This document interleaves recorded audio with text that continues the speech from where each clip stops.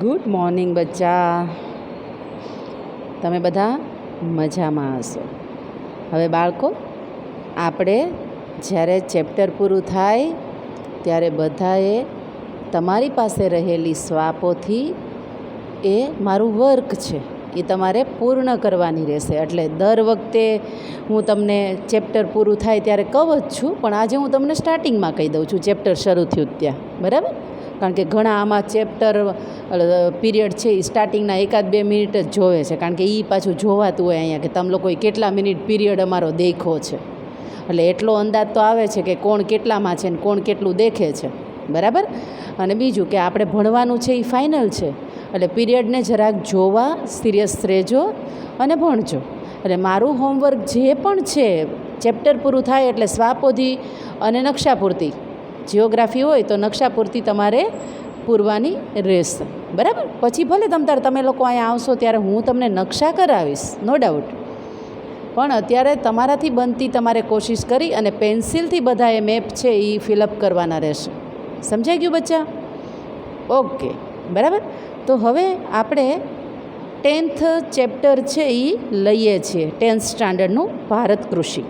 એમાં આગળ આપણે કૃષિના પ્રકારો આપણે જોયા, બરાબર?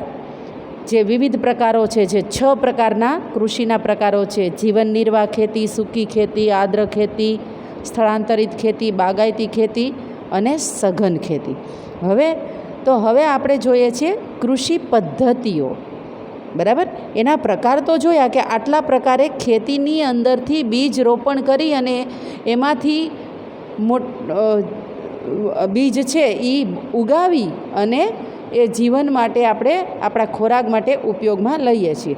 પણ એને સાચવવા માટે, એને જાળવવા માટે એની પદ્ધતિઓ હોય છે. ખેતીની પદ્ધતિ હોય ને, એટલે કૃષિ પદ્ધતિઓ. કારણ કે કૃષિ પદ્ધતિ અત્યારે જોઈએ તો વિજ્ઞાન અને ટેકનોલોજી ઘણા બધા આગળ છે, એટલે જુદી જુદી પદ્ધતિઓ છે. જુદા જુદા વ્યક્તિઓએ ઘણા બધા સંશોધન કરેલા છે. એની સંશોધનના આધારે નવા સુધારેલા બિયારણો, નવા ઇન્સ્ટ્રુમેન્ટ્સ, કઈ રીતે પાણીની માત્રા દેવી, કઈ સિસ્ટમથી પાણી દેવું, એવું બધું ઘણી બધી જુદી જુદી પ્રકારો આપણે કે પદ્ધતિઓ આપણે જોઈ શકીએ છીએ. તો એમાં આપણે શરૂઆત કરીએ. ભારતમાં સજીવ ખેતી, ટકાઉ એટલે કે પોષણક્ષમ ખેતી, મિશ્ર ખેતી વગેરે વિવિધ ખેત પદ્ધતિઓ પ્રચલિત છે, બરાબર ને? ભારતની અંદર આ બધી ટકાઉ ખેતી, મિશ્ર ખેતીને એ બધી જુદી જુદી ખેતીઓ પ્રચલિત છે. એમાં આપણે સૌથી પહેલી જોઈએ સજીવ ખેતી. જે પ્રમાણે રાસાયણિક ખાતર અને કીટનાશકોના વપરાશ થઈ રહ્યો હતો, તેનાથી રસાયણોની નુકસાનકારક અસરો પણ ધીરે ધીરે વર્તાવા લાગી છે. કારણ કે જેટલું આપણે સારું ઉગાવવા માટે રસાયણનો ઉપયોગ કરીએ છીએ, એટલે કે ખાતરો, જે ફર્ટિલાઇઝર્સ, બધા જુદા જુદા બ્રાન્ડના ખાતર છે એનો આપણે ઉપયોગ કરીએ છીએ, તો એક પાસું સારું છે કે બિયારણમાં સુધારો જોવા મળે છે, પણ એક પાસું તો એ આપણને ઘણા બધા રોગોના ભોગ પણ બનાવે છે. અનાજ, શાકભાજી તથા ફળોમાં રસાયણો અને જંતુનાશકોની હાજરીને લીધે લોકોના સ્વાસ્થ્ય પર તેની વિપરીત અસર થઈ રહી જોવા મળે છે. તો અત્યારે આપણે જોઈએ જ છીએ કે વિચાર્યા ન હોય એવા જુદા નામવાળા રોગ જોવા મળે છે. તમારા દાદા ને દાદી ઘણીવાર એવા શબ્દ યુઝ કરતા હોય કે આવા રોગ તો અમે પહેલી વાર જોયા અમારા જીવનમાં, કે ભળા છે આવા રોગ, બરાબર? તો એનું શું રીઝન છે? તો કે એનું રીઝન છે કે આપણે જે દવાનો છંટકાવ કરીએ છીએ, કીટનાશકોને નાશ કરવા માટે આપણે જે પણ પદ્ધતિ અપનાવી છે એ અંતે તો માનવ સમુદાયના સ્વાસ્થ્યને નુકસાની જ પહોંચાડે છે. પણ છતાંય તે માનવીને બધી જાણ છે, બધી ખબર છે, અને છતાંય તે એ કરે છે, ખાય છે અને પીવે છે, બરાબર? પર્યાવરણ પર પણ વધારે નુકસાન થયું તો અત્યારે આપણે જોઈએ છીએ કે એના આપણે બધા ભોગ બન્યા છીએ. કારણ કે પર્યાવરણમાંથી જીવજંતુ ને પશુ પક્ષીઓ અને પ્રાણીઓનું કહેવાય ને કે નિકંદન થવા માંડ્યું છે, નાશ થવા માંડ્યા છે. અને એટલા માટે આપણે જોઈએ છીએ કે કુદરત આપણાથી નારાજ થઈ છે. અને માઇનોર જે શરદી ઉધરસ, એ તો સાવ માઇનોર બીમારી કહી શકાય, આમ તો બીમારી કહી જ ન શકાય, એવી શરદી ઉધરસની બીમારીને અત્યારે આખા વિશ્વ લેવલે મોટો પ્રકોપ કરી દીધો છે કે જથ્થાબંધ માણસો છે એ ઉકલી જાય છે. કેટલા બધા માણસોને કોરોનાથી અત્યારે ઘેરાયેલા છે.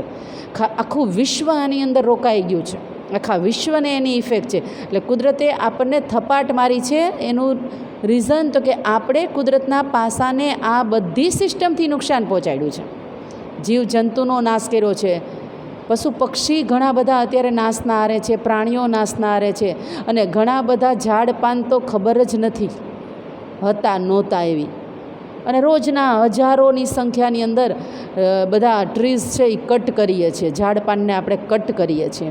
તો વાતાવરણની અંદર આપણે જોઈએ છે કે ઓક્સિજન ઓછો થયો છે ને કાર્બન ડાયોક્સાઇડ ને બીજા જે ખતરનાક બધા વાયુઓ છે એ વાતાવરણની અંદર ઘૂમે છે, અને એના રીઝનથી આપણે બધા રોગના ભોગ બનીએ છીએ. તો આ બધી વિપરીત પર્યાવરણની અસર આપણા પર વધારે નુકસાનકારક જોઈ શકાય છે. જમીનની ઉત્પાદકતા અને ફળદ્રુપતા ઘટવા લાગ્યા, અને જેના કારણે લાંબા સમય પછી આ જમીનમાંથી પાકનું ઉત્પાદન અને ગુણવત્તા બંને ઘટી ગયા છે.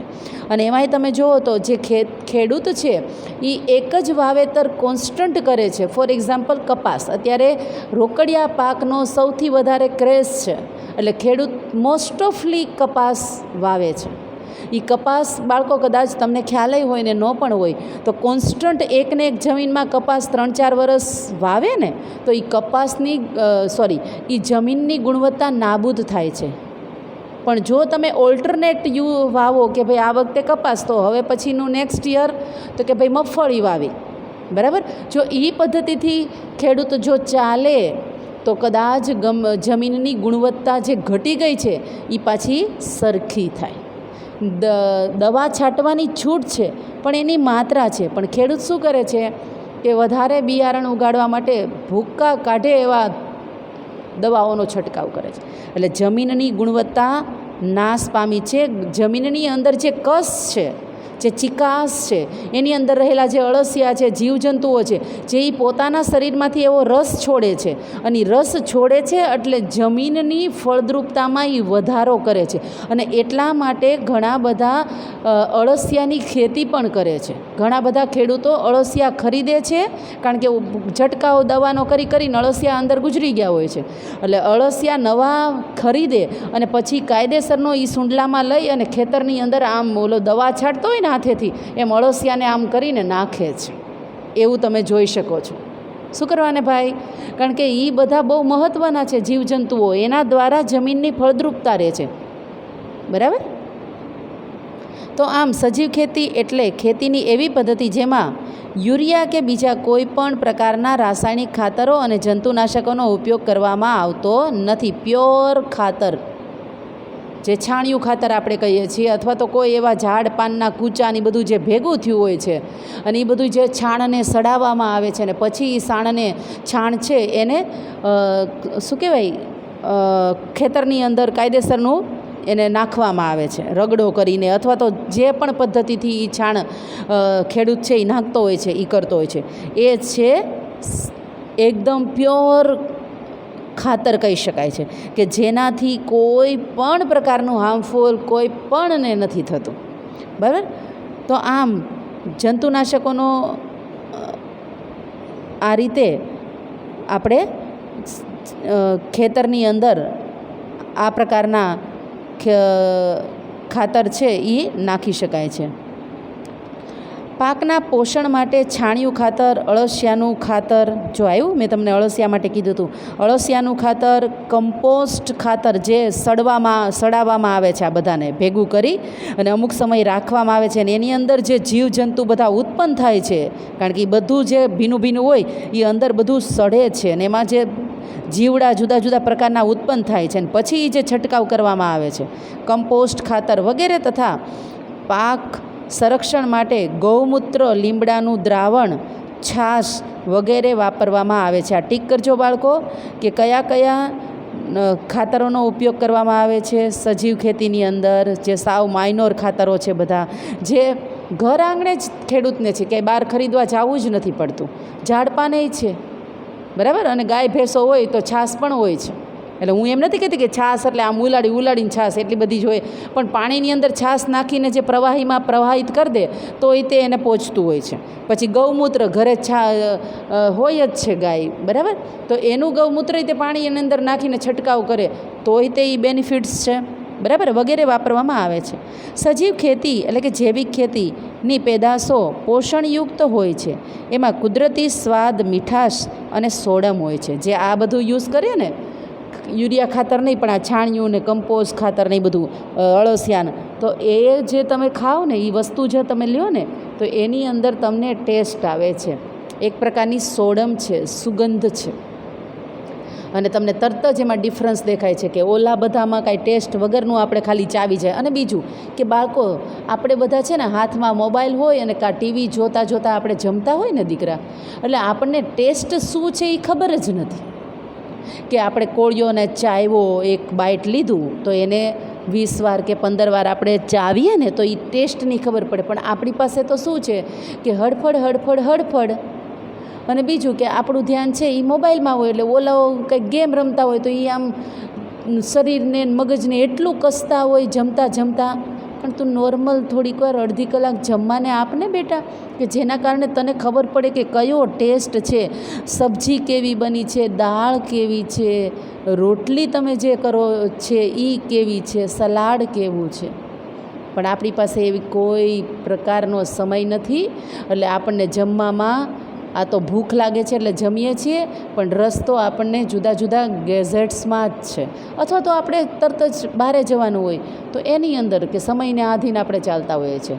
એટલે બાળકો જરાક ટેસ્ટફુલ જમવું હોય તો સરસ મજાનું ચાવીને જમો, કે જેનાથી તમારા ખોરાકનું ડાયજેસ્ટ થાય, એના દ્વારા તમારું લોહી બને અને નકામો કચરો છે એ ક્યાંય પેટના કોઈ પણ ભાગની અંદર આંતરડામાં જમા ન થાય અને એ બહાર નીકળી જાય, બરાબર. એટલે આવું બધું જરાક કરવું કે જેનાથી તમે સ્વસ્થ રહી શકો. કારણ કે અત્યારે તો વિશ્વ એક જ કામ કરે છે, કયું તો કે ભાઈ જો પહેલું સુખ તો જાતે નરવા. આ શબ્દ આપણા ગુજરાતની એક કહી શકાય કે આ કહેવત છે, અને એ કહેવત અત્યારે ઘરે લાગુ પડી છે. અને ઘરે લાગુ પડી છે એટલે જે બધા પીઝાવાળા ને બર્ગરવાળા ને એ બધા સૂંઠનું પાણી ને હળદરનું પાણી ને આદુ ને લીંબુ ને મરી પાવડર ને જીરા પાવડર ને વિવિધ પ્રકારના ઓસડિયાવાળા પાણી પી જાય છે ધબધબાવીને, બરાબર. તો તમે વિચાર કરો કે કેટલું મહત્ત્વનું છે આપણું, દરેક વસ્તુ મહત્ત્વની છે. જે બહારના દેશની અંદર તો આવી કોઈને ખબર જ નથી, આપણા ઇન્ડિયાવાળાને જ ખબર છે. કારણ કે આપણી પાસે આપણા પૂર્વજોએ આપણે આ આપેલો વારસો છે, બરાબર. એટલે બાળકો શરીરને ધ્યાન રાખવું એ પહેલું સુખ છે, બરાબર. અત્યારે એ બહુ મહત્ત્વનું છે, મને એટલી ખબર પડે છે, તમને ખબર પડતી હોય કે નહીં મને નથી ખબર. તેમાં વધુ ખનિજ, વિટામિન અને જીવનશક્તિ આપતા તત્વો હોય છે. જે સિમ્પલ આપણે ખાતર યુઝ કર્યું એનાથી આપણને ઘણા બધા વિટામિન્સ મળે છે, આપણી શક્તિમાં વધારો કરે છે. ઓલું તો આપણા શરીરમાં ઘટાડો કરે છે, બરાબર. વિટામિન તો સાઈડની વાત રહી. શરીર જ ક્ષીણ કરે છે યુરિયા ખાતરો તો. આપણા આંખની ઝાખપથા આવવા લાગે, આપણા સ્કિનના રોગ, જુદા સ્કિન ડિસીઝ થાય છે. પછી તો કે આપણા ચહેરાની ઉપર એકદમ યલો કલર, આપણું પીળાશ પડતું ચહેરો થઈ જાય, બ્લડ ઓછું થઈ જાય, અને પછી આપણે રોગના ભોગ બનતા હોઈએ છીએ. તો આ બધું બહુ મહત્ત્વનું છે. જૈવિક ખેત પેદાશોની અત્યારે ખૂબ જ માંગ છે, એટલે ખેડૂતને વળતર પણ સારું મળે છે.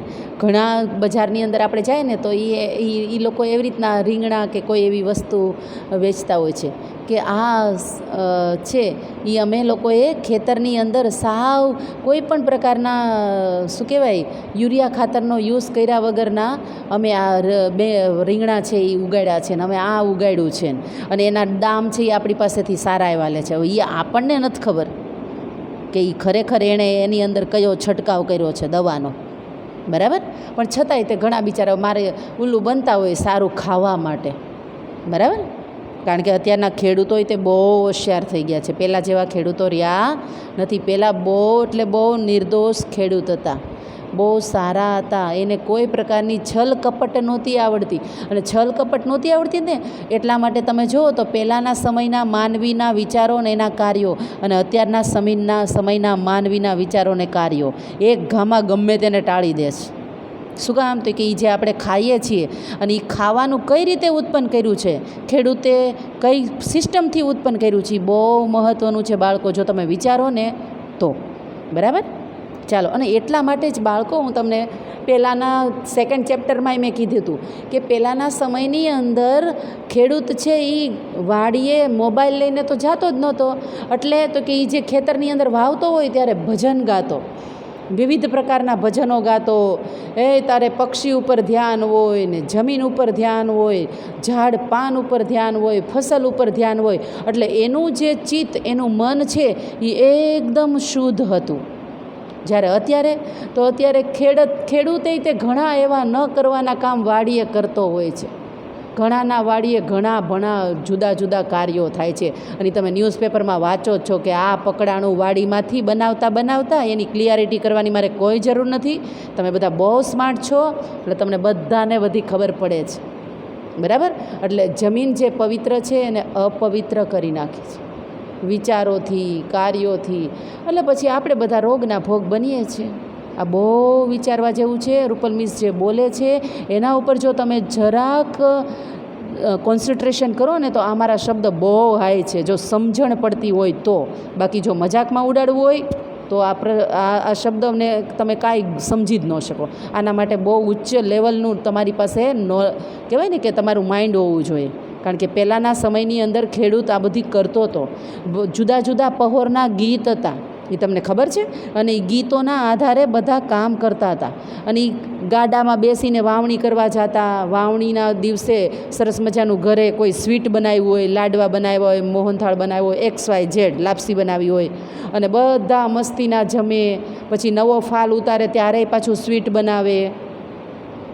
આ બધી પદ્ધતિઓ હતી. અને આ બધી પદ્ધતિઓ હતી ને એટલે એ બધા એની અંદર મન પોરવીને રાખતા હતા. અત્યારે બધાને ઘરે ટીવી છે ને બધું ઇન્સ્ટ્રુમેન્ટ કામ કરે છે. એટલે કોઈને કાંઈ રસ જ નથી. ઓલો તો ખુદ એની અંદર ઇન્વોલ્વ થઈ ગયેલો હતો ખેડૂત. ઓકે, ચાલો હવે હું આટલું આપણે જોયું કે ભાઈ કઈ પદ્ધતિથી આપણે ખેતી છે એ કરી શકાય છે. ચાલો હવે આપણે જોઈએ ટકાઉ ખેતી.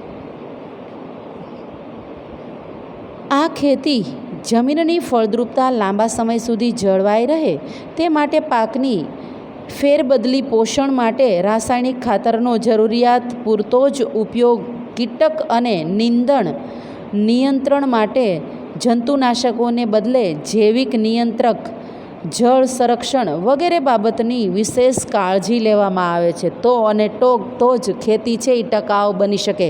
આ 2 માર્કનો ક્વેશ્ચન છે. ટકાઉ ખેતી સમજાવો. તો કે ભાઈ જમીનની ફળદ્રુપતા લાંબા સમય સુધી, તો એ લાંબા સમય સુધી કઈ રીતે રહી શકે? તો કે લાંબા સમય સુધી પહેલાં તો જાણે સજીવ ખેતીનો ઉપયોગ કરવો પડે. જંતુઓ, પેલા કીડા ને અળસિયા ને પછી છાણિયું ખાતર, કમ્પોસ્ટ ખાતર, આ બધાનો ઉપયોગ કરવો પડે કે જેના કારણે જમીનની ગુણવત્તા લોંગ સમય સુધી જળવાઈ રહે. પછી તો કે એકને એક વાવેતર જમીનની અંદર ક્યારેય ન કરાય. ઓલ્ટરનેટ જે પણ વાવ્યું હોય એ તમારે કરવું જોઈએ. બરાબર? તો આ છે ટકાઉ ખેતી. પછી તો કે સમય અંતરે નીંદણ એટલે કે કટ કરવું. વધારાનું જે ગ્રાસ બધું ઉગી ગયું હોય, વધારાના કોઈ એવા ખરબૂચા ને ફરબૂચા ને જે જુદા જુદા પ્રકારના વાડીની અંદર નડતા જે પ્લાન્ટ્સ જે હોય કે ગ્રાસ હોય એને કટ કરવા. બરાબર? તો આ બધું સમય અંતરે જો ખેડૂત કરતો હોય તો એની ખેતી છે એ સારા એવા પ્રમાણમાં લોંગ સમય સુધી ચાલી શકે છે. ઓકે, તો હવે આપણે જોઈએ મિશ્ર ખેતી. તો કે ભાઈ આ ખેતીમાં ખેતીની સાથે સાથે પશુપાલન, મરઘા બતકા ઉછેર, મધમાખી અને મત્સ્ય ઉછેર જેવી પ્રવૃત્તિ કરવામાં આવે છે. મિશ્ર ખેતી, આની અંદર મરઘા ને બતકા ને પછી મરઘી ને પછી મત્સ્ય ઉદ્યોગ, મત્સ્ય ઉછેરને, કે જેનાથી એની અંદરનો રસ છે એ પણ ઘણું બધું રીતે જમીનને સારા એવા પ્રમાણમાં બેનિફિટ્સ જોઈ શકાય છે. તો આની ખેતીની સાથે સાથે આ પશુપાલનને એ બધું પણ કરવામાં આવે છે, કે જેનો કાંઈક ને કાંઈક અંશે એનો ઉપયોગ છે એ ખેતીની અંદર થઈ શકતો હોય છે. અને ખેતી છે એ ટકાઉ, ગુણવત્તાથી સભર વસ્તુઓ પેદાઈશ કરી શકે છે. હવે આપણે જોઈએ ભારતની કૃષિ પેદાશો. તો ભારતની કૃષિ પેદાશો તો વિવિધ પ્રકારની છે. કારણ તો કે ભારતને મોસમ મળેલું છે. બીજું કે ભારત ભૌગોલિક સ્થાન સારું એવું ધરાવે છે વિશ્વના, એટલે કે પૃથ્વીની અંદર. અને પૃથ્વીની અંદર ભારતનું જે સ્થાન છે એ મહત્ત્વનું, મોકાનું અને ખૂબ જ ઉપયોગી કહી શકાય માનવ સમુદાય માટે એવું છે. અને એટલા માટે આપણો દેશ છે એ વર્ષોથી, જ્યારથી આપણે જંગલ છોડ્યું ત્યારથી આપણે ખેડૂત વર્ગ તરીકે આપણો દેશ છે. એટલે એમ કહી શકાય કે આપણો દેશ ખેતી પ્રધાન દેશ છે. બરાબર ને?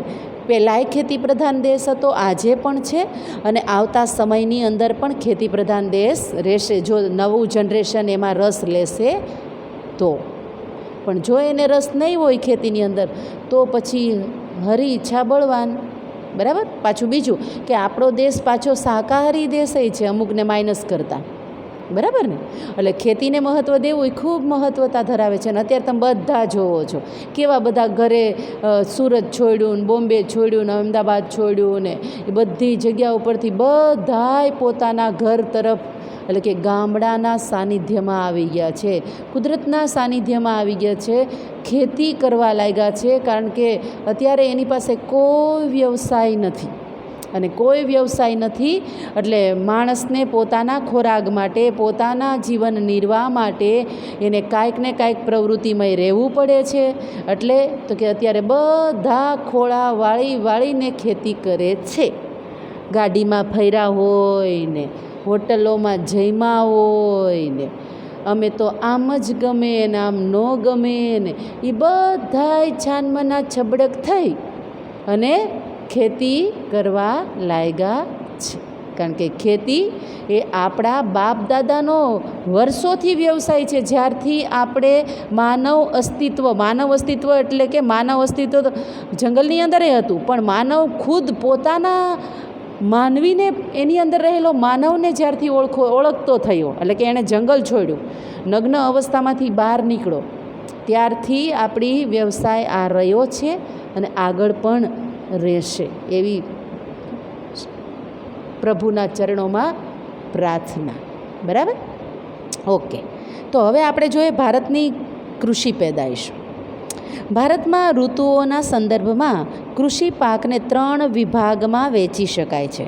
ટીક કરજો, MCQ અથવા તો બ્લેન્ક્સ છે. ભારતમાં ઋતુઓના સંદર્ભમાં પાકને ખાલી જગ્યા ભાગમાં વહેંચી શકાય છે 3 ભાગમાં. ઋતુ 3 છે: શિયાળો, ઉનાળો અને ચોમાસું.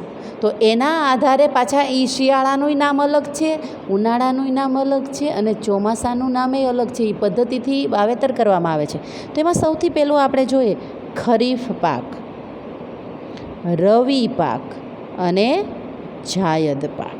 બરાબર? તો આ 3ના પાછા જુદા જુદા પાસા છે.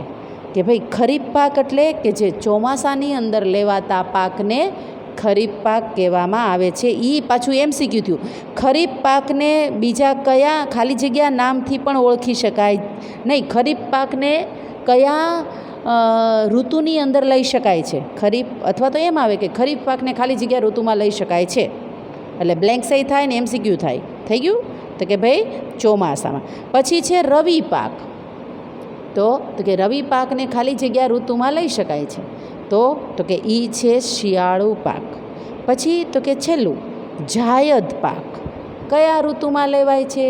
તો કે ઉનાળાની અંદર લેવાય છે. એટલે દરેક ઋતુ પ્રમાણેના વાવેતર છે. તમે નીચે કોષ્ટકમાં જુઓ કેટલું બધું વાવેતર છે. અને આ જે કોષ્ટક છે ને બચ્ચાઓ, એ આપણા માટે બહુ મહત્ત્વનું છે. 3 માર્કનો ક્વેશ્ચન થઈ શકે.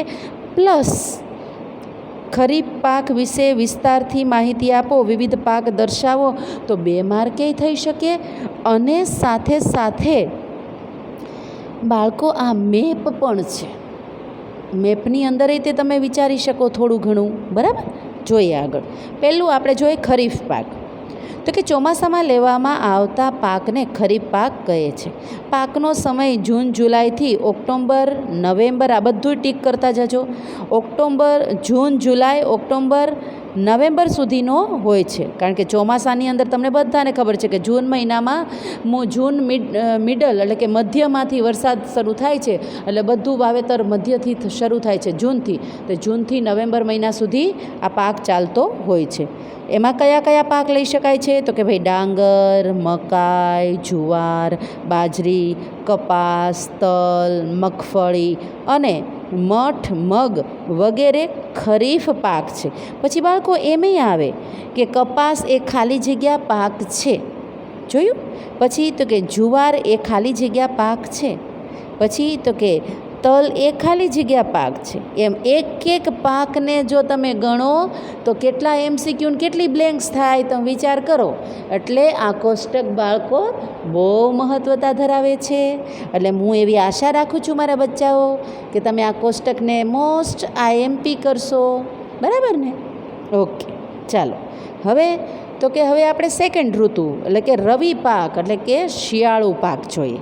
કે શિયાળામાં લેવામાં આવતા પાકને રવિ પાક કહે છે. કે સરસ મજાની ખુશનુમા વાતાવરણ હોય છે, કોઈ રોગ ન હોય એવું વાતાવરણ. કારણ કે ચોમાસામાં માણસો સૌથી વધારે બીમાર પડી ગયા હોય છે. ઉનાળાની અંદર ગરમી લાગી ગઈ હોય એટલે ડાયરિયા ને વોમિટિંગ ને કોલેરા જેવું થઈ ગયું હોય છે. એક શિયાળો એવો છે કે જેની અંદર માનવી જો ધારે ને, પેલું સુખ જાતે નરવા એવું વિચારે ને, તો એ સ્વસ્થ રહી શકે છે. સરસ મજાના જુદા જુદા સબ્જી ખાય, જુદા જુદા સલાડ ખાય, જુદા જુદા આંબળાના જ્યુસ પીવે ને જુદા જુદા ફ્રૂટ્સ ખાય ને સાથે સાથે તમારા મમ્મીએ કોઈ ગરમ એવો કોઈ પાક બનાવ્યો હોય, અડદિયા પાક, ગુંદર પાક ને સુખડી પાક ને ઓલું પાક ને એ બધું તમે ઉલાડતા હો મસાલાવાળા, તો તમારું જીવન, તમારું શરીર એ સ્વસ્થ રહેતું હોય છે શિયાળાની અંદર સૌથી વધારે. ચાલો જોઈએ. પાકનો સમય ઓક્ટોબર નવેમ્બરથી માર્ચ એપ્રિલ સુધીનો રવિ પાકનો હોય છે. તો એની અંદર શું ઉગાડી શકાય છે? તો કે ઘઉં, ચણા, જવ, સરસવ, રાયડો, અળસી વગેરે ઉગાડી શકાય છે. સબ્જી તો હોય જ હો બાળકો, કારણ કે શિયાળાની અંદર સૌથી વધારે મોસ્ટ ઓફ બધી જ પ્રકારની સબ્જી આવી જાય છે. બરાબર? તો અહીંયા આગળ કેમ એક વસ્તુનું MCQ ને બ્લેન્ક્સ થઈ કે ઘઉં કયા ઋતુની અંદર ઉગાડી શકાય એમ. બરાબર? એમ તમારે બ્લેન્ક્સ અને MCQ આની અંદર પણ થશે. હવે આપણે જોઈએ લાસ્ટ, તો કે ભાઈ જાયદ પાક જે ઉનાળાની અંદર લઈ શકાય છે. હવે ઉનાળાની અંદર લેવાતા પાક, એક તો જમીનની અંદર તિરાડો પડી ગઈ હોય, કારણ કે જમીનના તળ પાણીના નીચે જતા રહ્યા હોય, બહારે ખૂબ ગરમી હોય, એટલે અમુક જ પાક એ ઉનાળાની અંદર, અને સાથે સાથે પાણી સુકાઈ ગયું હોય, કૂવામાંય તે તળમાંય તે પાણીની તંગીનું માહોલ હોય છે, પણ છતાંય તે ઘણાને થોડુંક પાણી ઘણું હોય તો એ પાક લઈ શકતા હોય છે. ઉનાળામાં લેવામાં આવતા પાકને જાયદ પાક કહે છે. પાકનો સમય માર્ચથી જૂન સુધીનો હોય છે. તો તમે વિચાર કરો કે આપણે 12 મહિના આપણી ઋતુને કેવા સરસ 4 મહિના 3 મહિનામાં ગોઠવી દીધી છે કે આટલા મહિનામાં આ પાક, આટલા મહિનામાં આ પાક ને આટલા મહિનામાં આ પાક, હાલો વરસ પૂરું. કેવું કુદરતે આપેલું છે. એક વસ્તુમાં નવીનતા છે. જો મોબાઈલમાંથી બહાર નીકળો તો, એટલે ભણવા માટે મોબાઈલ ઇટ્સ ઓકે, પણ પછી તમે જો બહાર નીકળો તો કુદરતના દરેક પાસામાં કાંઈક છે. ઓકે, કયા પાક લઈ શકાય છે? તો કે ડાંગર, મકાઈ, મગફળી, તલ, બાજરી તથા તરબૂચ, કાકડી, સકરટેટી વગેરે એ જાયદ પાક ગણી શકાય છે કે જે વાડી અને ખેતરની અંદર આ પાક લેવામાં આવે છે. તો બાળકો, તમને આખું કૃષિ પેદાશો છે એ ક્લિયર કટ થઈ ગયું છે. તો હવે બાળકો, આજે આપણે આપણો આ લેક્ચર પૂર્ણ કરીએ છીએ, પણ આખું કોષ્ટક જે છે હું તમને હોમવર્કની અંદર આપું છું. તમારા ભારતની કૃષિ પેદાશો વિવિધ ઋતુ પ્રમાણે સમજાવો. બરાબર, આ ક્વેશ્ચન છે મારો. તો હવે આપણે અહીંયા આપણું આ ચેપ્ટર આપણો લેક્ચર પૂરું કરીએ છીએ. તમે બધા સરસ મજાના સ્વસ્થ હશો, મસ્ત હશો, ખુશ હશો. Bye, take care.